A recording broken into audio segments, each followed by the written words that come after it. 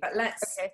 let's get going and we shall see how we go. So again, thank you so much. So 8 a.m. where you are, 4 p.m. where we are. I've already had a kind of ram-packed day, really, but I think I am super excited for this afternoon. So I've got, and I have been sent so many questions already. I know I've got hundreds. I think this could probably be a month-long conversation, Patty, but I know we've only got an hour. So again, thank you so much for firstly taking time out of the day. As I said, I'm a huge fan.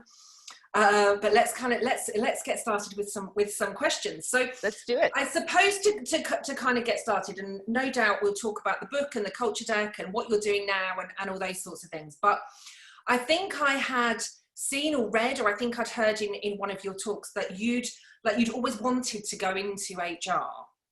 And I suppose my question would be why? What kind of triggered that for you initially? You know, it wasn't that. I kind of did what a lot of people of our generation did, is fell into it. And I fell into it through recruiting. And I really loved recruiting a lot. And I started recruiting out here in Silicon Valley. And I worked for a company that hired mechanical engineers. And I loved getting inside their heads. I loved going down to the lab and watching them build robots. I mean, I just thought it was really interesting. So the reason I'm bringing that up too is because when you start your HR career in recruiting, there's a couple of things that other people in HR care about that you don't. Like, you don't get really wigged out when somebody leaves. It's like, woohoo, open rec. I've got more work to do. Yeah. And you know, there's always somebody better, right? There's always another person to fill every position. And so, and I was good at it. I was a great recruiter, and partly because I really like understanding why different people do the work they do and why they love it. Yeah. So that's kind of, you know, if I think back now, that's kind of the foundation for my whole philosophy. Perfect. And then that's obviously got into an incredible career for you. Yeah. Yeah. Can you think of it, what would you say you've enjoyed most from kind of when you started to kind of where you are now? Oh, Netflix for sure. Yeah. Because it was the first company I worked for where my opinion was as valid as everybody else's. So first of all, it's the first company that I did where I started out on the executive team. So, you know, I didn't work for somebody else who worked for somebody else. That was pretty cool. Second of all, we were making the business up. So there weren't any experts, right? I could sit down with my dad and sign him up for the service and, you know, catalog bugs that were in the software, and it mattered because we wanted my dad to be able to use it. That's thing one. Thing two was, because we were making it up, we assumed that everybody that we worked with was smart. Right. And we used to have this meeting on Fridays in the parking lot. We called it metrics meeting. And we would literally hand out a piece of paper with the dashboard on it. And we basically taught everyone how to read the profit and loss statement. Because we figured they could understand it, right? And because we had to say, look, this is what it's costing us to do this, and here's what revenue is, and here's profit. Oh wait, we don't have any. We're a startup. Here's how the subscription model works. How can how do we think about that?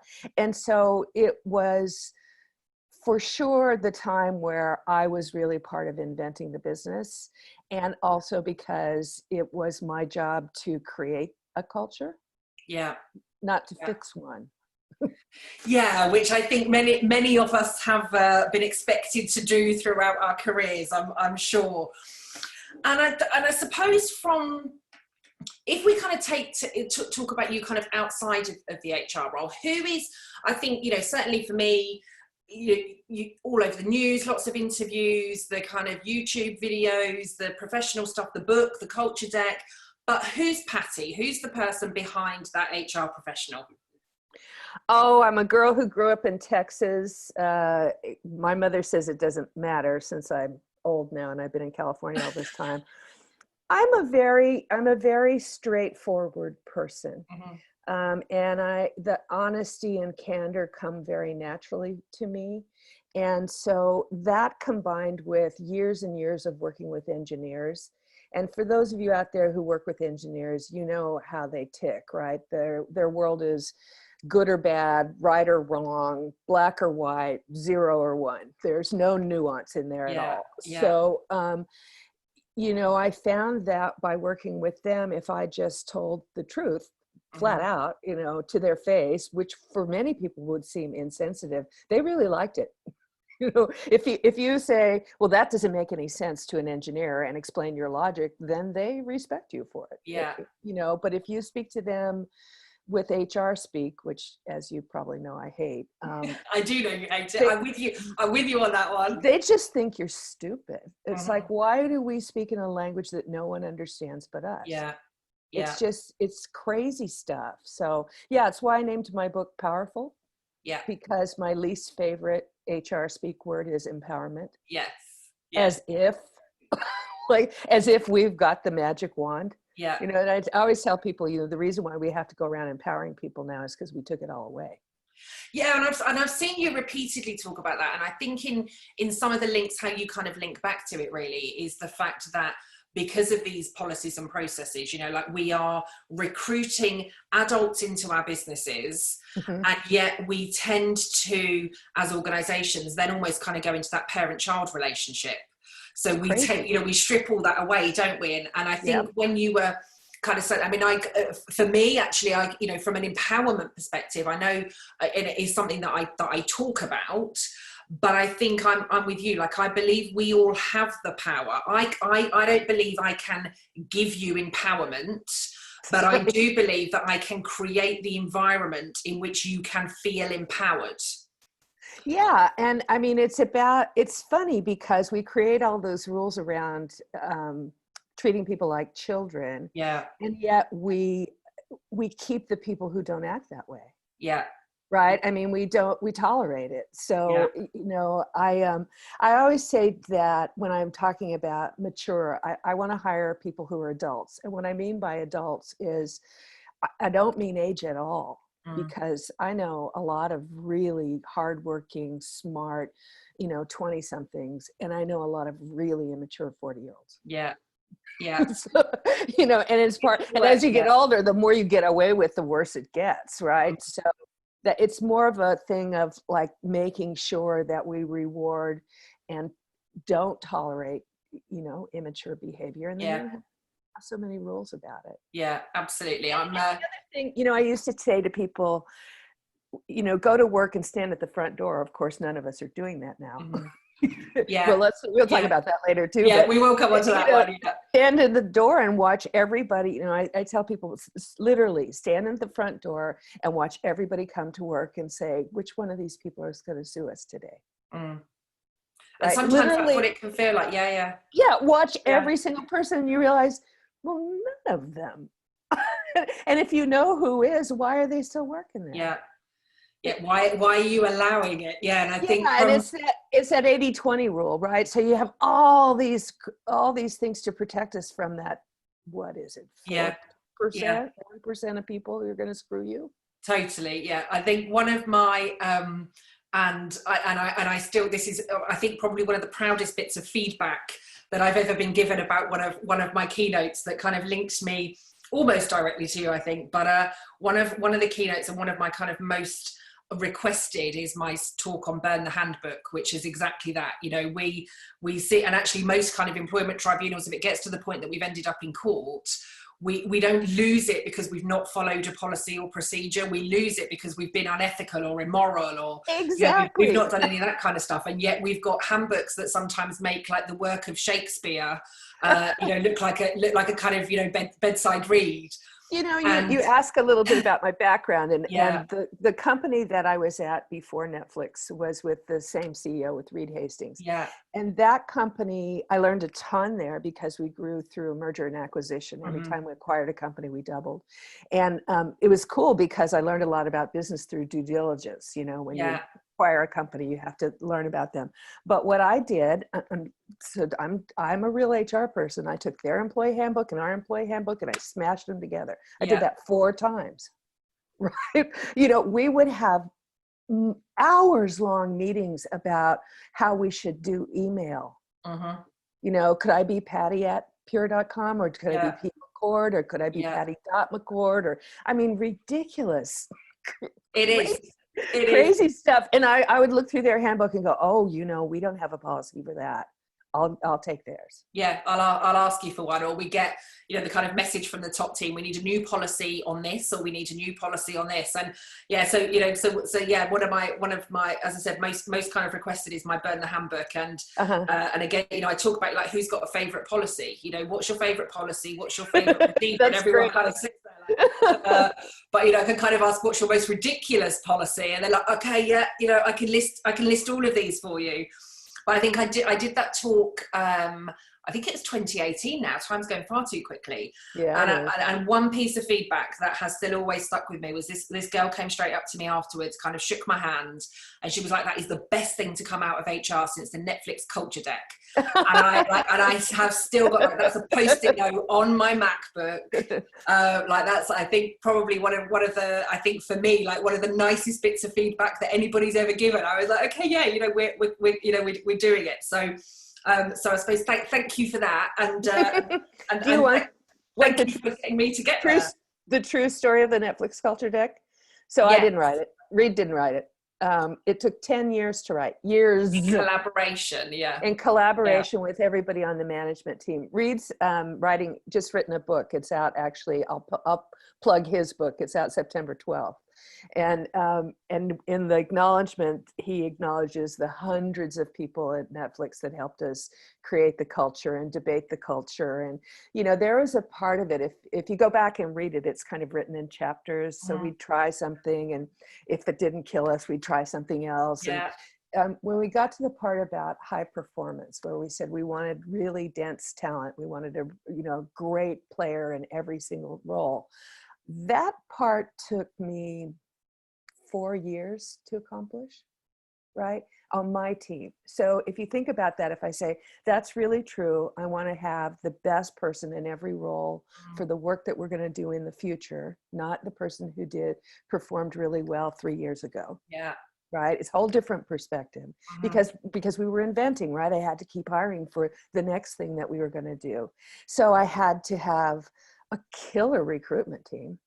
I mean, I couldn't outsource staffing to headhunters. It was too expensive, and I'm a recruiter, so I'm like, they're not doing anything special. Yeah, they're just costing a lot. So I took my best external headhunters and I hired them. Yeah, I remember I said to Reed, remember Jessica? He goes, yeah, she's great. She brought us so many people. I'm like, yeah, we're going to hire her and we're going to pay her $225,000 a year. And he's like, there's nobody in HR makes $225,000 a year. I'm like, profit center, you wait and see.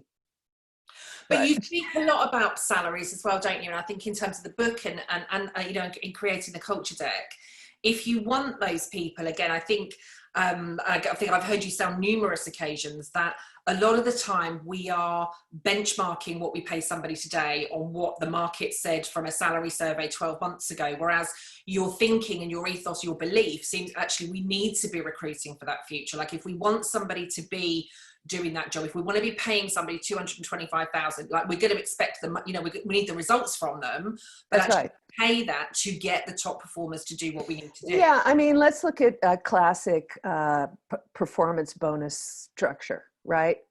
I mean, we could do an hour on compensation. Yeah. But so I'm coaching a company that I work with now last year, and I had on the phone the CEO, the CFO, and the head of people. They had worked almost an entire month on their annual performance bonus scheme, which had different rules for the C-level executives, and then the VPs, and then the directors, and they were tied to performance and company performance and stock. I mean, the measurements took them literally a month to figure it out. Yeah. And I said, before I comment on this, you guys are 7 years old as a company? Yes. You've always had this system? Yes. Well, we change it every year. I'm like, make it more complicated, right? Yeah. Yeah. Have we ever not paid it? Crickets, right? So I said, so if it is an annual performance review that you pay in January for performance the year before, and you always pay it, let's call it what it is, deferred compensation. Yeah. That's what it is. It's Yeah. and you know, and I said, and here you are in San Francisco with the highest rents in the world, and you got a bunch of 35-year-olds who say to their landlord, do they get to say, yeah, I can pay you another $12,000 a year. Can I pay it in January? Because that's how much my performance bonus will be. Yeah. And I always get it. Like, Yeah. just give them $1,000 more a month. And we just and expect high performance from them, you know. And I say to them, have you ever not paid it? Well, there was that person that you let go. Yeah. The one person. Because they weren't performing. Yeah. You know, and so it's even those words, right? It's not even the cliche ones like it makes me crazy now that diversity and inclusion is now D&I. Like, it sounds like linens and things, you know. Why do we always have to make it cutie, right? So like performance, if it's a performance bonus, then you have to step back and go, really? And is it an incentive? Yeah. Does it really? Usually isn't. No. You know, and I find that really high performers are incented by working with really smart people and getting a lot done. Yeah. And they're going to do it anyway.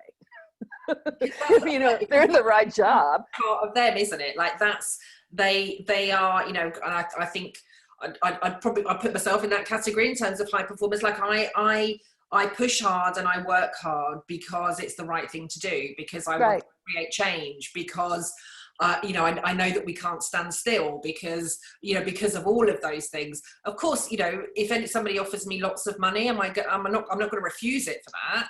But it's not the money that is the driver for me. It is it's the joy, I suppose, of doing what it is that I love to do.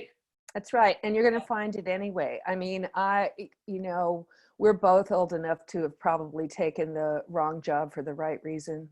Yeah. You know, I took the one that was my children were really small, and so this one was like a 3-minute commute, and I used to drive around town so I wouldn't have to go. The gate would go up and I'm like, oh God, I want to go home. And what I did was I took a job with a very, very, very, very traditional HR team. I spent Fridays literally in the file room. That we took turns filing employee files for 8 hours on Fridays. And it made me crazy, right? It was, my boss would say, you know, our job is to make the rules and punish those people who don't follow them. And I thought, oh God, what have I done?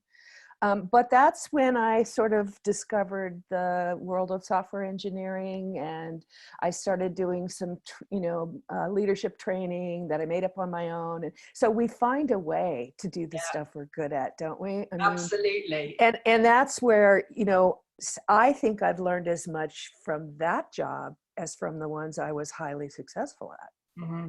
Right? Yeah. I mean, I was terrible at that job.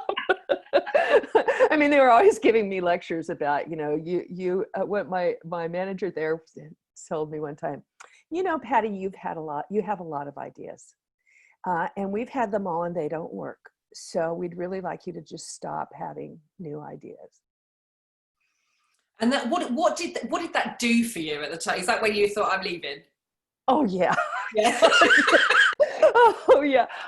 So I should dwell on this, but we had a layoff. We had a huge layoff, and half the HR team went into the conference room, and I thought, oh yeah, baby. I brought a box to work that day to pack up. It's like, free at last, free at last. The conference room door opens, they all come out crying. I'm like, no, not good. No, it's take me. And I said, you know, why would you, these 3 of those people make as much as you're paying me? Why? Please let me go. Please let me go. Look at, they're crying. And he said, we don't like you very much, but you're the only one that can do 3 of their jobs. Which kind of said it all, didn't it? But I suppose, how much longer did you stay?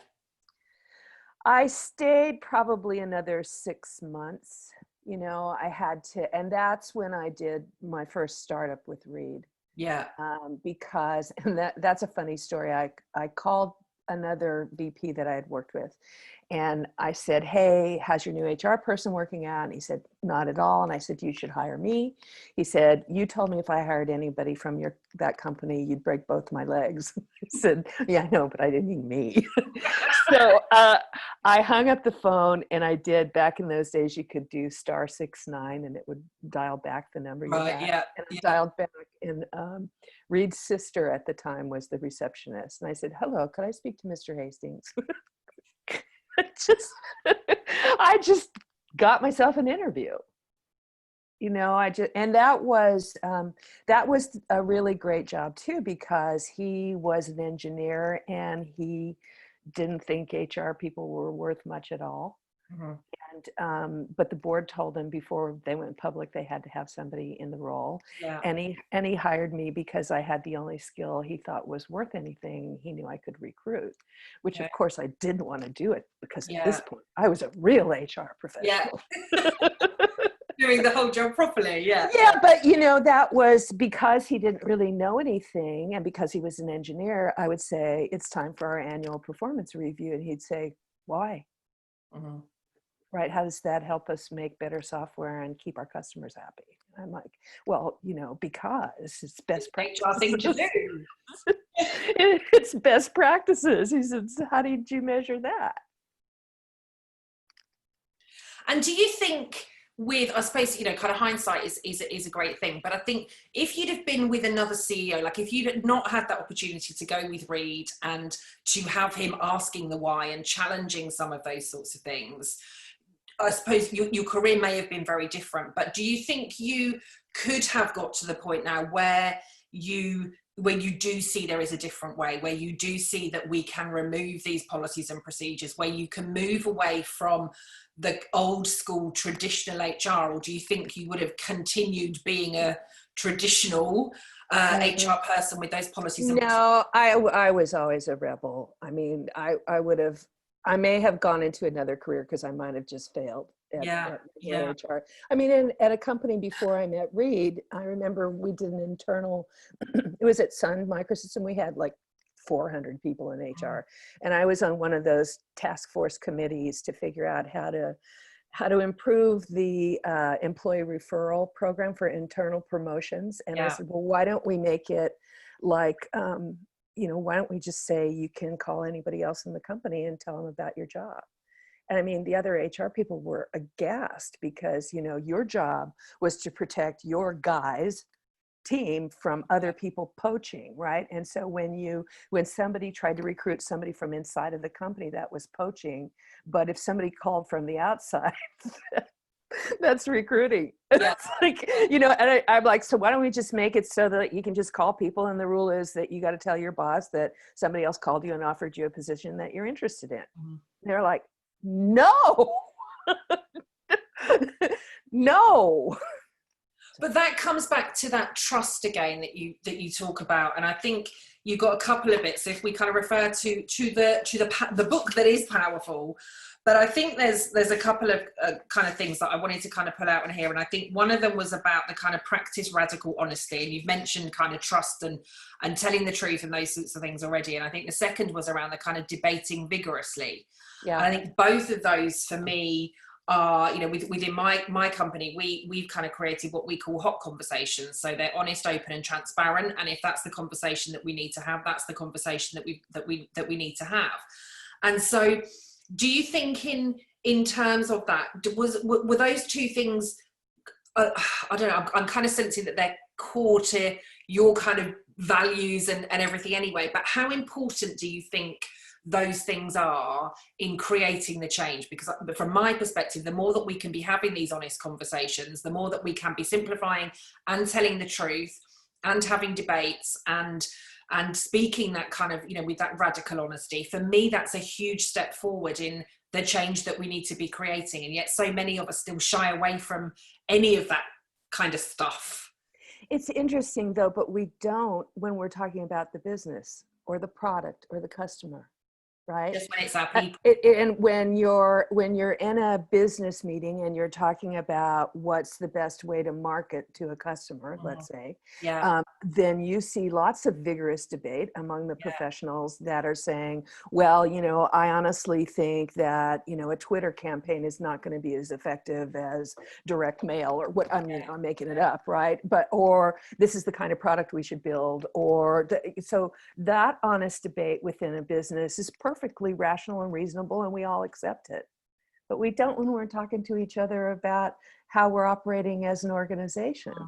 And I would say that I just started applying the same methodologies and thinking that we were using to create the rest of the business to the things that I was responsible for, right? I was thinking, I remember being in meetings where people were inventing this incredible stuff. We're gonna watch television, on our on our phones, for God's sake, right? And I would think, why can't I?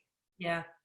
Right. And they can innovate and I can't either. And then I just, it's a matter of just starting to look at things and asking why, because that's what innovators do. Right. And then and I love a great debate, especially when somebody proves I'm wrong. It's like, oh, that was so good. You got me to the other side. Yeah. I'll tell you something. I did. I spoke to a group of CEOs in Canada a couple of years ago. And I said, raise your hand, 1,000 people in the room, raise your hand if you're in the same job you had when you left university. Of course, 0 hands go up. And I'm like, raise your hand if you think the most important human resources metric that you track in your company is retention. Right. And yeah. And I said, so it's a lie. Yeah. And that lie, that very fundamental lie that you're going to be in this company for the rest of your career, we all know. So we start out cynical, right? Yeah. I mean, the employee knows that too. We know it's like, I remember talking to a Guardian reporter. He's like, oh, your ideas are so fresh. But when did you start seeing this? And I'm like, I don't know, since I started working in the 70s. He's like, no, I think it's more recent, like the mid 80s. I'm like, dude, it's 2020. Like, let's say every 5 decades we shake it up a little bit. So I mean, it's that. So that's not radical. The other thing I think is really interesting is how we now talk about it as, it's another HR it's radical honesty. What's radical about it? It's honesty. It's just telling the truth, right? It's not, and it's not. The other thing is people have come to think that means, like, feedback is constructive criticism. And constructive criticism is telling you something kind of bad that you're doing in a way that doesn't make you feel bad, but sort of lets you know that badness is happening, right? I call it guilt tripping, like you do with your kids. That bad thing you did, when you do that again, you're going to feel really bad. And the next time you do it, which you will, you'll feel bad, right? It's not very effective. The other thing about honesty is we don't use it hardly ever to say, that was a great job. You spoke up in that meeting and you held your ground.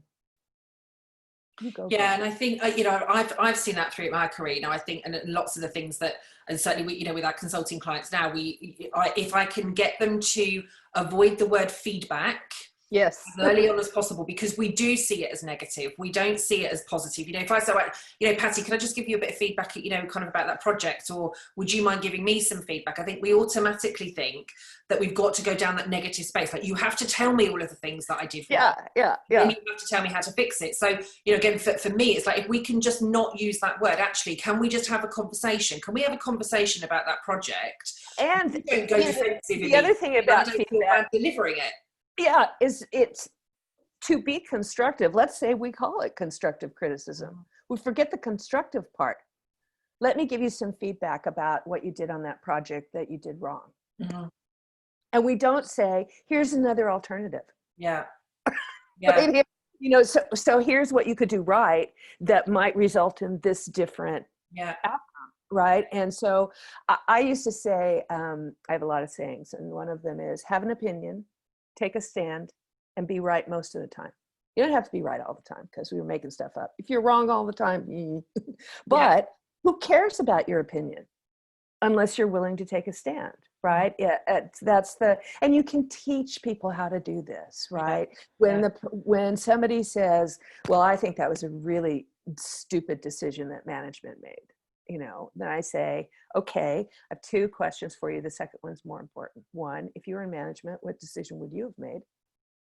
Two, more importantly, if you're in management, what information would you need to have to make the best decision? Right? So you can teach people how to be critical thinkers. And once you're a critical thinker, thinking always about solutions, then you don't have to introduce radical honesty. and have vigorous debate. It's that, you're going to come up with something, something strikes you as like, this is off, this isn't right, what's going on here? And the other thing is you can do, another favorite trick of mine is when you say something and I'm looking at you and I think, this woman is clueless. I mean, she does not know what she's talking about. I need to close my eyes and count to 10 and say to myself, this smart woman who I really admire, who makes good decisions most of the time, appears to be clueless. Maybe she is. You don't know. Right? I know something you don't know. And so now instead of saying, what? I can say, what leads you to believe that's true? And that conversation that we're going to have, which is you have a different set of information than I have, is going to lead to radical honesty and vigorous debate, right? And it's going to be just fine. And you talk a lot again, and I think I've seen it play out in probably everything that I've seen or read that you do about the constant conversations. And again, I think from my perspective, I know you're a huge fan of the annual performance appraisal. It's like 2008 was the first time was the last time rather that I designed or implemented one. Like 2008, it wasn't working. We needed to do something with it. It took me a couple of months to get my chief exec to see that there was a different way. But actually, I have not done one since 2008. And I kind of stand quite proud in that. I know some people are still talking about how they can introduce it into their business because the chief exec thinks it's a good idea. But you talk a lot about these constant conversations and how you kind of make those happen. And I think sometimes when we discussing things like performance appraisals, there is this need or want, isn't there? Well, if we don't do that, what are we replacing it with? And just telling people or advising people or kind of guiding people into this regular conversation, it's like, well, that doesn't feel formal enough. Where do I get my grade from? Where do I then get my performance review? Where are you going to give me where are you giving me my bonus? Because there's then no framework for you to give me a tick in a box that says you've done a great job or you haven't. So I suppose from your experience, how do you get people to the point of, this is an ongoing process. It's not a once a year. This is an ongoing communication that will allow you and me to perform better, that will allow you and me to change the culture, to achieve what we need to achieve, all of those things. What do you think? I mean, do you have a kind of approach? Do you have a method? I do. I mean, I've seen a lot of different methods, particularly since I've been consulting for all this time. And I will say this, I get a reputation as someone who hates rules and policies, and I do. Me too. But I love discipline. Right. I love effective structure and discipline. I remember telling one of my very senior engineers, who was this ruffian, right? I mean, and all the interns would be afraid of him. I said, Stan, you can't expect them to think outside of the box when they have no work experience. You have to give them a box. Right. So I love good discipline. So a couple of methodologies, particularly if you're used to only doing that. So a couple things. One of them is people can't be what they can't see. So if you're going to change that process and introduce something different, you've got everybody on your leadership team has got to do it or it will not work. And our job in HR is not to make them do it. It's to make them see what the results are for the people who are doing it. Yeah. Right. Yeah. So that they learn from each other, so they don't have to follow our process. Right. So I have a couple of startups that they mandate one-on-ones. They say, if you're a manager here, you have to have a one-on-one with your people, your direct reports, every 2 weeks or something like that. They give them a discipline. And every third one is about performance.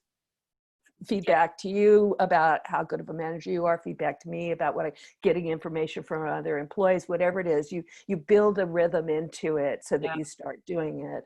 And then, at places like Netflix, it was so much a part of our conversations all the time that we still did a 360 once a year, because written feedback is very valuable to us who came through Western academia.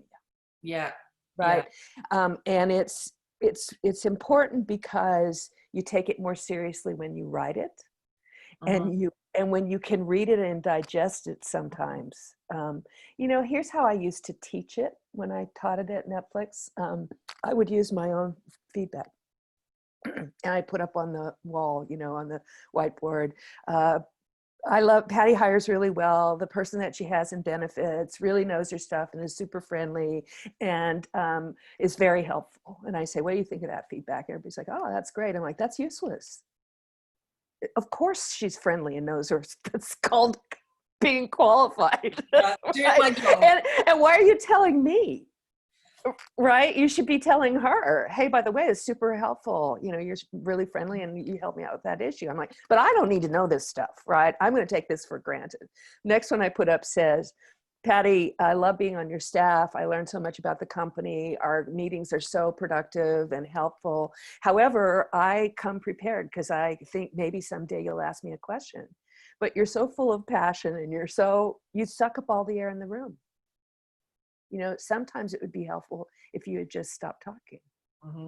And I put that up and people are like, can you believe somebody said that to you? And I'm like, that is really helpful. Well, that's what you can learn from, isn't it? That's what you can adapt from. Yeah. So then I can say, you know what? I'm going to leave the last 10 minutes of every one of my meetings to be Q&A. And if there's nothing, then we'll just sit there for 10 minutes. Right. Yeah. But it was like, that was actionable, useful, helpful feedback that we all have our blind spots, and I'm a blabbermouth. And so,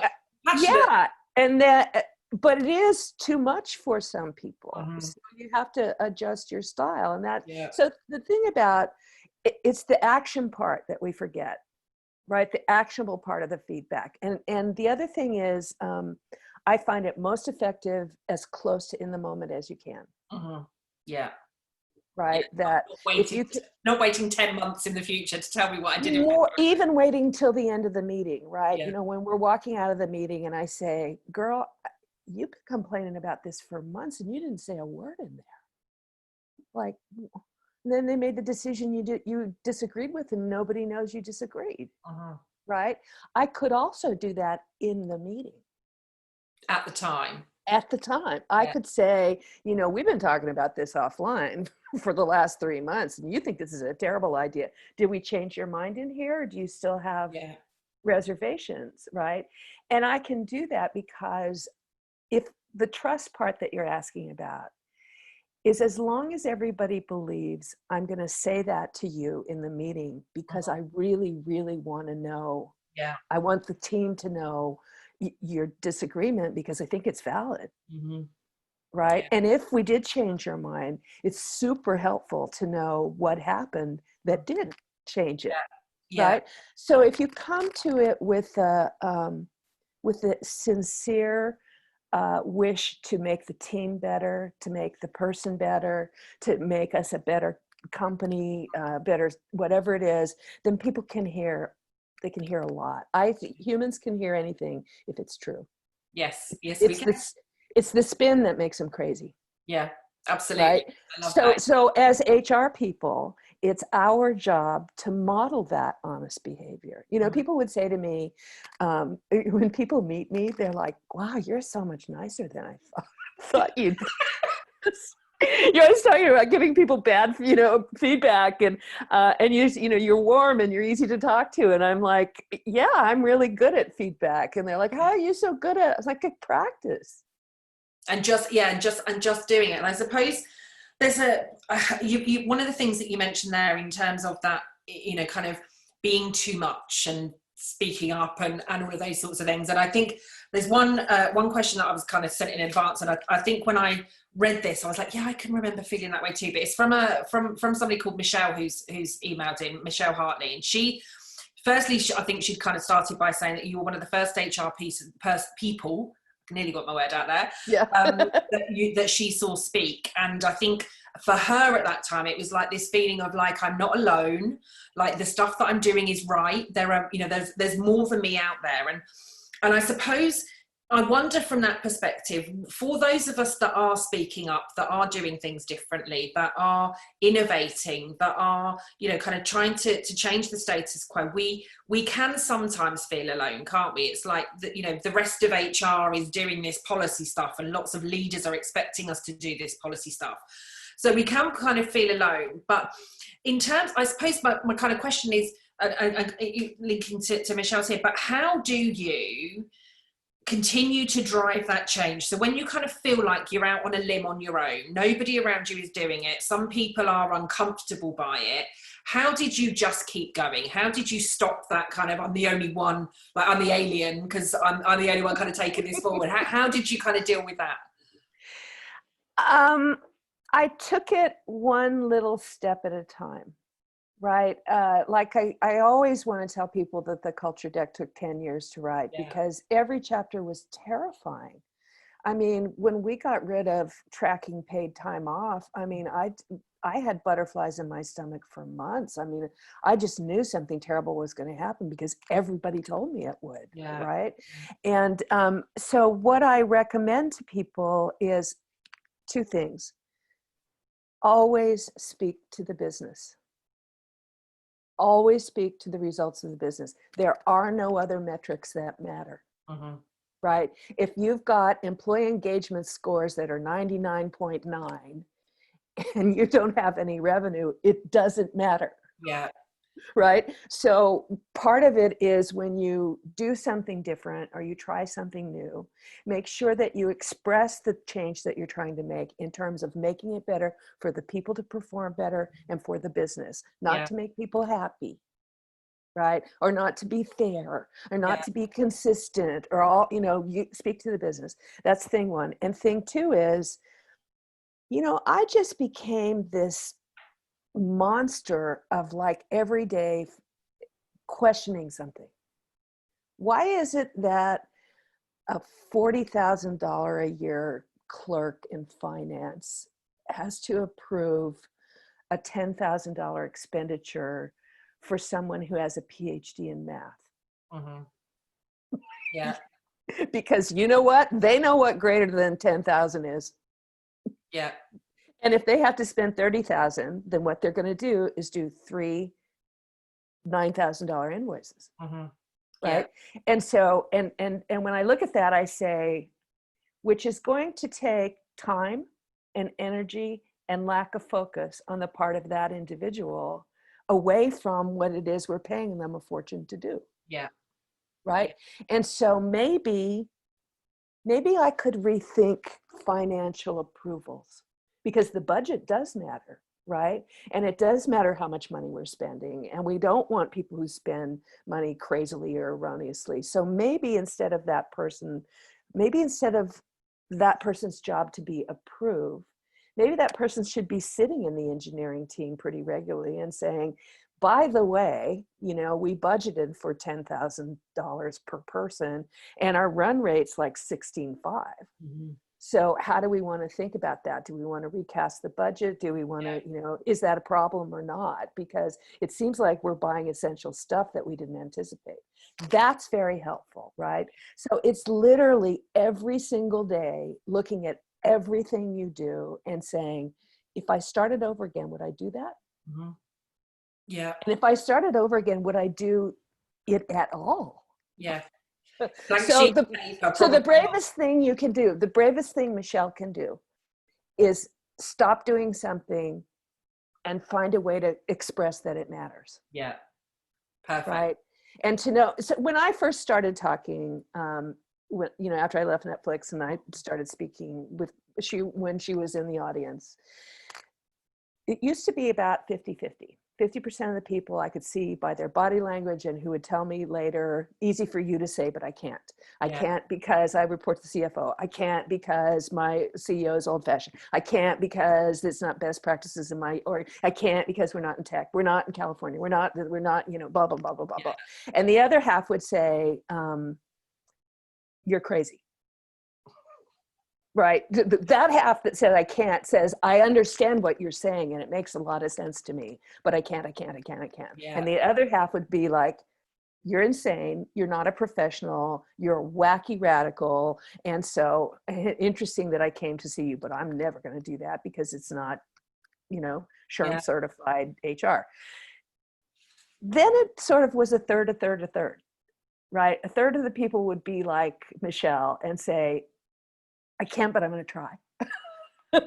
That's where I came up with just throw away one thing. It can be some dumb thing. Just throw away one silly rule, right? Take it off the bathroom wall or whatever it is, right? Clean up after yourself. Like, of course, people should clean up after themselves. Yeah, you don't need rules on it. Yeah, you don't need a policy for that. But anyway, and now, you know, I see a lot of people who are really realizing that it doesn't matter. I mean, the pandemic, my friend. I mean, all the podcasts I've been doing in the last months, I say, remember those of you who said, well, I know you guys would like to work from home, but we can't. Yeah. You know, it's too complicated. We don't have the technology, blah, blah, blah, blah, blah, blah. We can't do that. And all of a sudden, boom, we are. All of us. Yeah. You and I are having a meeting. Last year, I would have been with you on stage. We would have been having a conversation, right? But I'm not because we can't, right? Yeah. We just proved that we have a muscle we didn't know we had. Yeah, absolutely. We just proved it, all of us. Yes, you can. Yeah. You're doing it. And oh, by the way, nobody's alone out there doing the stuff we're doing. We're all doing it. All did it together, yeah. And do you think, I mean, from my perspective, I know going into lockdown, you know, it's been difficult for many of us. It's been challenging for many of us. But I think actually, as we've kind of gone through it, as we've been going through it, I've kind of really started to see it as a really exciting time, particularly for HR, because there is so much that we can achieve from it. Like if we can take the opportunity, there is so much that we can change and do and, you know, stop, you know. Stop doing. Yeah. Right. You know, I mean, I know. I mean, I was thinking the other day about meetings. You know, remember in the 80s, it was a big deal to revamp meetings, right? We all said, you know, you got to have an agenda, and do you have to have Robert's Rules of Order? How are we going to rethink all this? And what we've done is like say, okay, that meeting that we had every Thursday afternoon, we're now going to have on Zoom, right? And it's like, why is this so exhausting? Why is it not helpful? Because maybe we didn't even have to have that stupid meeting every Thursday anyway. Yeah. Right. And so I've been encouraging people to journal, you know, to write down at the end of the day. At the end of the day, like, what about today working virtually worked, and what really sucked, and what am I getting tired of? I have a grandchild, my 1-year-old granddaughter, and my son and his wife both work from home. And they're absolutely elated that they get all this quality time with their beautiful baby girl. But my son's like, geez, Mom, you know, at first I couldn't wait to not have to make that horrible commute. And now I can't tell you how much I miss that time in my car by myself. He's like, I love her to pieces, don't get me wrong, but it's all the time. And there's no boundaries, right? It feels endless because, you know, they've got to squeeze work in between all of that stuff, you know? So it's like, can you just come over and just let me sit in the yard by myself. So that's another really important role for us, is like, now you want to call everybody in work a family? You can see their family. It's not you. Yeah. Right. Yeah. I mean, so there is a difference between what we do at work and what we do as a family. And so we need to stop crossing those boundaries. Yeah. And we need to start to say, but people come to work as part of a whole a whole universe, right? Their pet, their whatever that is. And so we're learning how to be really flexible. The other thing I hope we're learning is what matters now is what we're getting done. Mm-hmm. Yeah. Not how we're doing it. Yeah.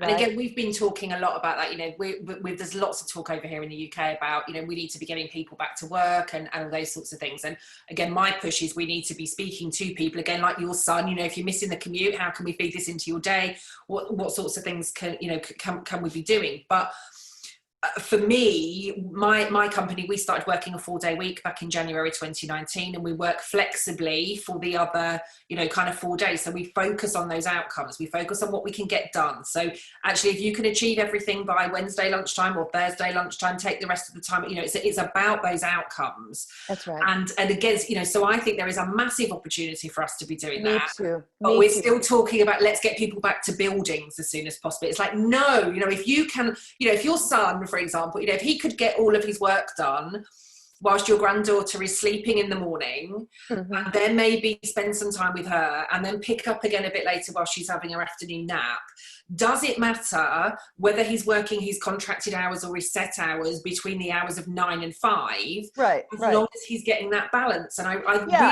he's actually interesting. His team is in Texas, so he already has worked remotely anyway. Yeah. But what they all miss is that time that they're together, the day they spend together every couple of months, where they get to know each other better and they, have a meal together. And those human interactions are really important too.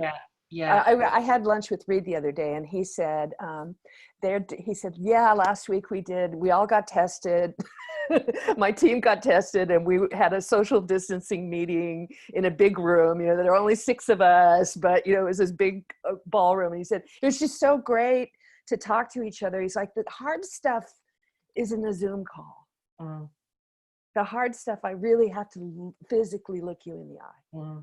Right. And see that visceral reaction. Right. So I think we're just I think it's a huge opportunity for us to say, where do we need to be together? Like I remember in the early startup days, it was that energy in the room really, really mattered. Somebody's like, my girlfriend lives in Paris, I'm going to work remotely. And I'm like, you could, but you won't be as valuable, because you're valuable when you're in the room and go, and we'll be sleeping while you're having that moment. So and that's what, we in HR, what we really are is observers and mirrors, right? So it's time for us to be really, and then following through and making sure that people are getting, that one-on-one contact. If everything is a checkerboard Zoom meeting, then there's nobody that when you would stop by at work and go, how you doing?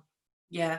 And we're social beings, aren't we? So that level of social interaction, that level of connection, we can't get via Zoom. Whilst it's been able to open up some of our, I've met during lockdown some amazing people. I've spoken to people that I would never have been able to either have the time for or be able to kind of fit in. We were trying to work diaries and travel arrangements and all of those sorts of things. But we can't connect in the same way. Like, this is, I'm loving talking to you. I'm loving the energy and all of those sorts of things. But actually, if we were alongside each other or in the same room, you pick up energy in a very different way. You do, You do over a computer screen. And again, I think, for us as social creatures, social beings, humans, that intuitive part of us, that energy is what builds a lot of that connection. It is. And so now's the time to rethink that. And maybe we gain the time to have that by stopping doing the time-sucking administrative stuff that we don't need to be doing. Right. And right now we're saying, I don't have to keep track of you all of the time because I can't. Yeah. Right. You're absolutely right. And so that's the biggest message I want to say is, look, right now, all we care about is outcome. Yeah. Why don't we just stay focused on that? Right. And I mean, just think about all the beautiful ways we can look at it, right? Okay, so in December, we're going to look back at last year's performance and measure it against the other pandemic. Yeah, that's good. Yeah. Let's hope that doesn't happen. Yeah, and we're gonna realize, wow, there are people who are performing that I would have never noticed. Yeah. Right. And I think there's been a big change, hasn't there? I mean, for me, I am an introvert, and lots of people find that very, very difficult to believe. But I recharge on my own. And I think what I have seen, definitely lots of, I think in some respects, I kind of look out for the introverts just to kind of see how we're all doing. Yeah. And I think, at the beginning of lockdown, it was like, I've been training my whole life for this. Like, this is brilliant. But I do think we are starting to see a different dynamic in the workplace. I wonder if you agree with this, in that I keep seeing, like, introverts are being given the space to perform, because they're not being overspoken, they're not being outshouted, they're not being put into rooms where they can't perform, where we can't perform effectively. We're flying. And I think, that's adding a really different dynamic to the workplace as well. And I know it's difficult for some of the extroverts who need that in person all of the time, and all of that collaboration all of the time. But I do think we're kind of definitely seeing more of that shift that does focus on the outcomes. Like, I am being allowed to get on and do my job. The amount that I've achieved and can keep achieving during lockdown is much more than I would have done this time last year. Yeah. And the folks that I see that are suffering the most are the executives who rule by control. Yeah, absolutely. Right. They've lost it. They don't have it anymore. They've lost it. And, I talked to a CEO last week who said to me, he goes, I would do a monthly company meeting and stand up on stage in our auditorium and talk to everybody in the company. And I really felt like I was talking to everybody in the company. Mm-hmm. But he said, I was doing a Zoom meeting the other day and I did a Q&A, and somebody asked me a really great question. Really super helpful. And I was like, afterwards I said, who is that guy? And it was somebody, he's like, I would have never had a conversation with him. 5 levels below me in the organization, but somehow being like one of the squares made him equal. Yeah.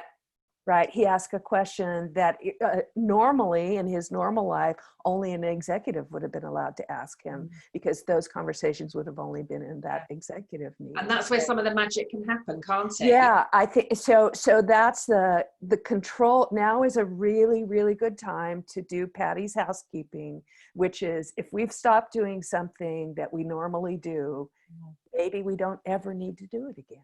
Yeah. Yeah. Right. How are we giving each other feedback now that we're not, using a form? Yeah. I mean, look at all the stuff you used to have to get permission. I mean, now I'm hoping it's driving our function into saying, well, no, you don't have to come over and ask me about that. Email it to me or put it in a Google Doc or right. I mean, at least we're automating stuff now that we probably should have done 20 years ago. Yeah, absolutely. Absolutely. Oh, I'm so conscious of time. I've got so many questions, but I'm just going to ask you one final one, if that's okay. And then I will let you get on with the day. But I think this one, if I can find it somewhere now, was around your own discovery about yourself. So this was a question that came from Jenna, and she would like to know what you would say has been the biggest discovery about yourself throughout your career. Jenna, that's a classic version of the, when I usually do podcasts or interviews, they do the speed questions at the end. Yeah. Right. Yeah. And they're always the same questions. They're like, we're going to ask you questions nobody else has asked you. And they all ask the same. Yeah. And I think a version of that with what you're asking is, what would you tell your younger self? Mm-hmm. Right. If you go back and have a conversation with yourself, earlier in your career, what would you have said? And I realized I would have said, I wish I had known how good I was sooner. Right. Until I had a VP title, until I had all the money, that's when I thought, you've got it now. But the truth is, I had it then. So Jenna, you're better than you think you are. And when you know you're good at something, you have confidence. And you have expertise. I was at dinner with a friend of mine who is an early engineer at Tesla, and he was describing, opining to me, mansplaining to me about H-1B visas and hiring foreigners because you can pay them less. And he goes on and pontificates about it. I'm like, you need to stop right there, because that's simply not true. And, and how dare you explain that to me? You're one guy who worked at one company. Like, who do you think's been hiring engineers on visas for 30 years? Jesus. I am the expert in this conversation. Don't even go near that. And so I think that, particularly for women, and we can do that for each other. I mean, that's my mission right now. My mission now is to reform our function, right? I'm with you, right? We need rebels all over the place, and pretty soon we need them to not be rebellious, just to be people who are really interested in making our businesses work. That's it. That's our job, right? And the work work, and to do work that matters. Yeah. Right? Because when you do work that matters, then you get more confident that you're contributing, and then you feel less like that person who's doing, nobody else is doing it. You feel more like an innovator and somebody who's creating a difference. And that's what makes people happy at work, right? I tell HR people, like the happiness HR people, which was a couple of years ago, my job is to make everybody happy. I said, okay, I give them this assignment, and I'll give you, all of your listeners, this assignment. Find the 3 or 4 people in your organization that are revered, people who everybody looks up to, and that everybody says, oh my God, they're just amazing. And ask them about tell me about the time you did something here that mattered and that you're proud of. Every single story will be about something hard. It will. And when I look back at, the things, my accomplishments, they're all things I didn't think I could do.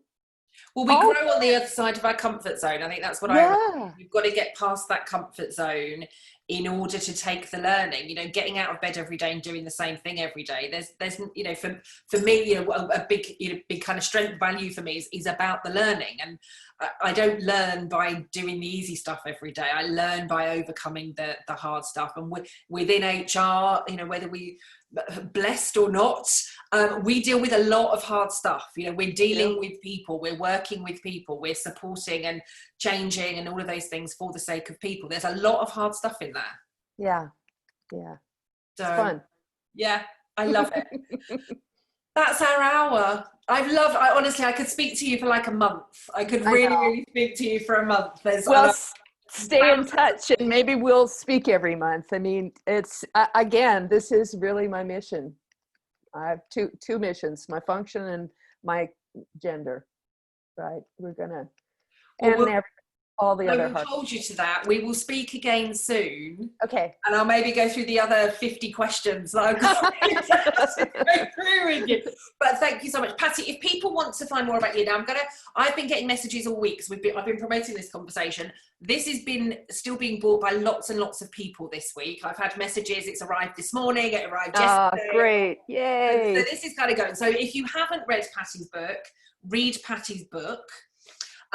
But for everything else that you're doing, where can people find out about you? In terms my website is pattymccord.com.